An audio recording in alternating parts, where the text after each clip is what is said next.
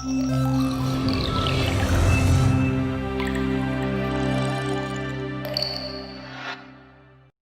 kawan, tahukah kamu bagaimana hewan-hewan di dasar laut dengan kedalaman 2.500 meter dapat hidup?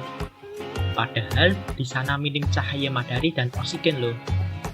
Ternyata kuncinya dari salah satu proses anabolisme, yaitu kemosintesis. Bersama saya Yusuf Nova Rahman, kita akan mempelajari mengenai kemosintesis yang meliputi bakteri kemoautotrof dan proses kemosintesis. Namun sebelum kita membahas lebih jauh tentang kemosintesis, sebaiknya kita pahami dulu apa sih kemosintesis itu. Kemosintesis dalam etimologi berasal dari dua kata, yaitu kemo yang berarti kimia dan sintesis yang berarti membuat. Jadi dapat diartikan kemosintesis merupakan penyusunan senyawa organik dari reaksi-reaksi kimia senyawa anorganik yang dilakukan oleh organisme kemoautotrof. Jika sumber energi fotosintesis menggunakan cahaya matahari, berbeda dengan kemosintesis yang mengandalkan reaksi kimia senyawa anorganik. Umumnya, kemosintesis dilakukan bakteri produsen yang disebut bakteri kemoautotrof. Adapun jenis bakteri kemoautotrof antara lain bakteri besi, bakteri nitrifikasi, bakteri belerang, bakteri hidrogen, bakteri metana, dan bakteri lainnya. Namun di video kali ini, kita akan membahas 5 jenis bakteri tersebut karena paling banyak ditemui di lingkungan. Yang pertama, bakteri besi dengan contoh spesies Cladotic dan Ferrobacillus yang mengoksidasi ion feri menjadi endapan ion ferro dengan reaksi kimia sebagai berikut. Selanjutnya, bakteri belerang dengan contoh spesies Thiobacillus ferrociden yang mengoksidasi sulfur menjadi asam sulfat dengan reaksi di bawah ini.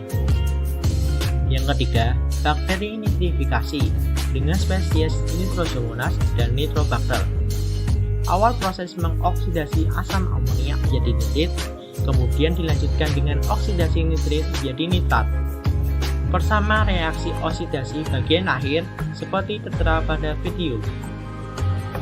Kemudian, bakteri hidrogen dengan contoh spesies Subrivatus necator yang mengoksidasi hidrogen dengan reaksi kimia sebagai berikut.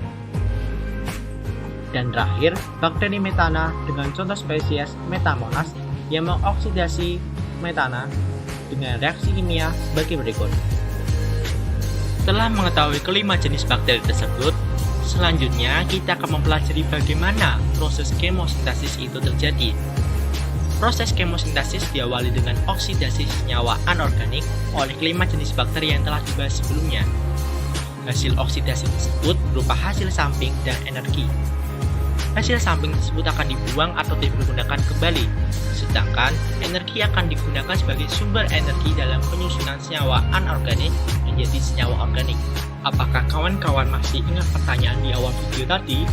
Kenapa sih hewan-hewan laut tersebut dapat hidup? Ternyata, hewan-hewan yang hidup di lautan melakukan simbiosis dengan bakteri kemoautotrof. Contohnya, cacing giant breadworm yang mengeluarkan senyawa anorganik seperti karbon dioksida, hidrogen sulfida, dan oksigen ke lingkungan sebagai bahan untuk bakteri kemoautotrof dalam melakukan kemosintesis. Hasil kemosintesis berupa senyawa organik yang akan dipergunakan oleh makhluk hidup lainnya.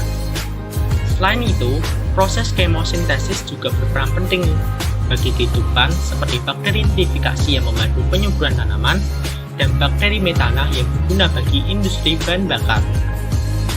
Jadi dapat disimpulkan, akhir kata, mohon maaf dan terima kasih.